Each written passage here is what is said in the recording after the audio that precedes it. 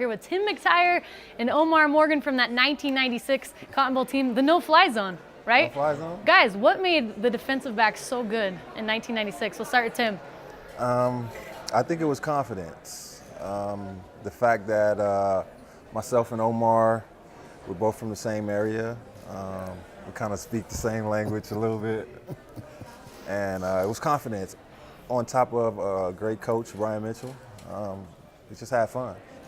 What do you think, Omarr? I agree. I think coaching staff put us in some pretty good positions, but I think that the mentality we had was, I was just listening to somebody downstairs saying that Steve Sarkisian was overrated and underrated. They said he was underrated. What? You always hear BYU being the underdogs. Yeah. We never thought like that. We thought we were better than everybody we played against. The 96 team, we felt we would win every game, so we took that aura out on the field and it just paid off for us.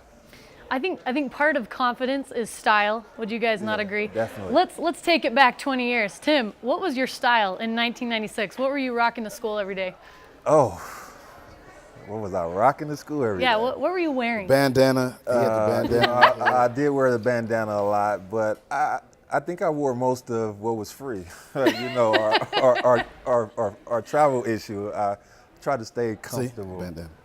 Oh, there you go. There's a video of you with the bandana. We got the highlights going. Yeah. Did you wear that to every game? Did you have a bandana on every game? Every game. That was my thing. It kept my helmet tight, knowing that I was gonna make a lot of tackles and hits, so I needed my helmet pretty tight. Tim, what was Omar's style back in 1996? See, Omarr was a different kind of guy, though, in some ways. I'm simple. I'm simple. Like even when you watch the kids today, I coached last year, and you see the kids, they're doing too much before the game. The focus is on what they're wearing, and it should be on how you play. But it didn't take us long to get dressed. Nah, it didn't take us long. It didn't take us no hours to get dressed. Some of these kids today, it may take an hour to get dressed. It's like, really? You wearing that to play football? And we had to trick Lavelle sometimes. You know, I can remember the TCU game. How many interceptions you had that game? 2. How many times your shoe come off? About 5. So, you know, Lavelle didn't like us to spat. He didn't like us to tape our shoes up. So I know. Right there. There Did was your shoe come off right there? There was one game we was kind of defiant. I taped up, he did not. And Lavelle called me over. He was like, "Well, what'd I tell you about that tape?"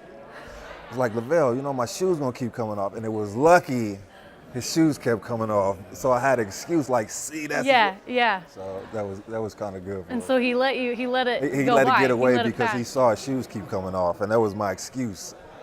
Tim, you played a few years in the NFL. You were coaching the high school level in LA for a while. You put out a rap album in 2006, and now are you a stand-up comedian still? Yeah. How's that going for you? It's okay. I'm not Kevin Hart yet, but it's okay. It's fun.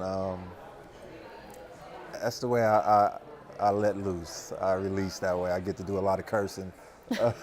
Which you can't do here, please. No, I can't. So that's how I kind of release a little bit. Omarr, would you have ever guessed that Tim would become a stand-up comedian? Yeah, he was funny. The first day I met him, he's cracking jokes. He's always cracking jokes. Stand up, I don't know, but he was always funny and cracking jokes. So you can kind of see it. He does it now. He's over there cracking jokes now, so you can kind of see that. Omarr, you had the game-winning interception in the Cotton Bowl. You were nicknamed the Blanket. You had a prolific career in the CFL, and you now own a few stores in the LA area, right? I own a store. A store. I own a little market in South Central LA. I also coached this year. I coached my son's football team, man. So I've been doing pretty good. I'm enjoying myself. The nickname came from Chad Lewis. Chad. I don't know what it was about, but he felt I could cover like a blanket. So I did. They gave me the name, and I just ran with it. Speaking of Chad Lewis, he said Tim McTyer and Omarr Morgan were the best DBs in the history of BYU football, no question. If not for Tim and Omarr as a package, there's no way we would have gone 14-1. What made you guys such a dynamic duo? You know, my junior year here, and it's not any disrespect to Jermel Reed. That means disrespect. No, it's don't.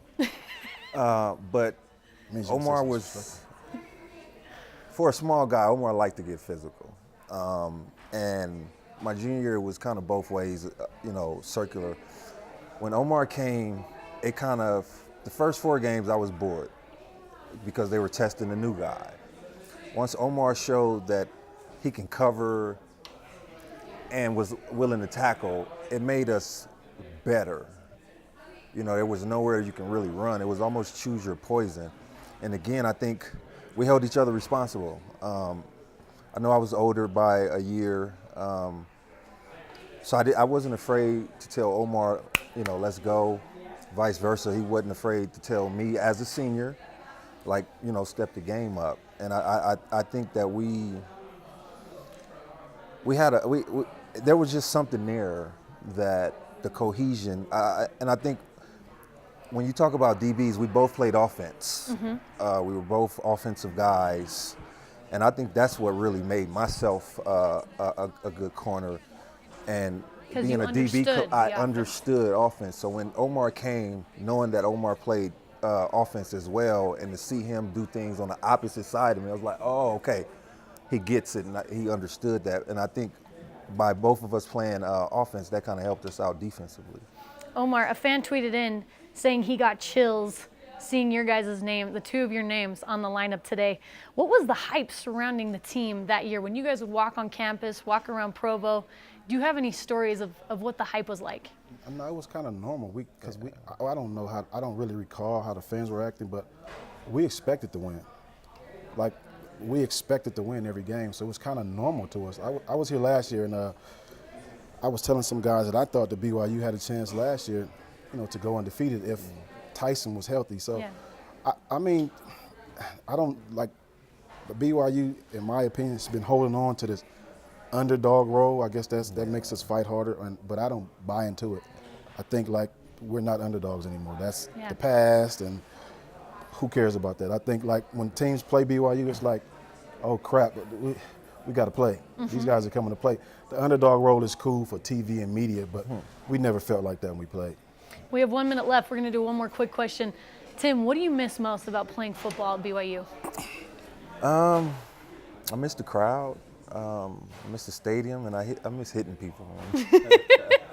You can't do that in stand-up comedy? You don't hit people? You can. Okay. Yeah, but you can't. I definitely miss the crowd and hitting people. Omarr, what do you miss the most? I miss the crowd. I miss the fans. I'm intrigued by the community and the fans. So that does it for me. When you make a play in that stadium and people are roaring and they're happy and giving you high fives and thumbs up when you leave the stadium is great for me. Guys, thanks for waking up early, being here with me. Good luck in that 1996 show that's coming up. Guys, continue to join the conversation using hashtag BYU Football Media Day. Coming up next, we're going to have a special 2-hour BYU Sports Nation and join more web chats with current players at 2 Eastern Time.